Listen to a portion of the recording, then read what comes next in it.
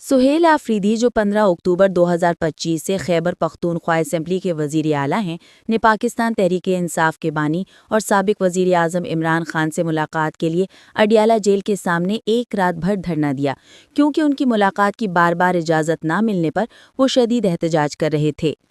دھرنے کے بعد جب وہ عدالت گئے تو اسلام آباد ہائی کورٹ سے ملاقات منسوخ کر دی گئی، جس نے احتجاج اور قانونی درخواست دائر کرنے کا فیصلہ کیا ہے۔ اس دوران انہوں نے ہٹ دھرمی کا رویہ اپناتے ہوئے کہا ہے کہ اگر ان کی ملاقات نہ ہوئی تو صوبائی اسمبلی کے سمیت سینٹ اور قومی اسمبلی کی کارروائی روک دی جائے گی، یعنی پارلیمنٹ کو عدم اعتماد کی دھمکی دی ہے۔ ایک اور پہلو یہ ہے کہ تجزیہ کاروں نے انہیں فائٹ سی ایم قرار دیا ہے، یعنی وہ سیاسی محاذ کھولنے اور تنقید کے لیے بطور وزیر اعلیٰ تعینات ہوئے ہیں، ایک متحرک اور متنازع شخصیت کے طور پر۔ خیبر پختونخوا میں امن و امان، معاشی مسائل اور مہنگائی جیسے چیلنجز ہیں، مگر سہیل آفریدی کی زیادہ توجہ جیل اور ملاقات کے مطالبات پر ہے۔ کئی لوگ یہ سوال کرتے ہیں کہ اس وقت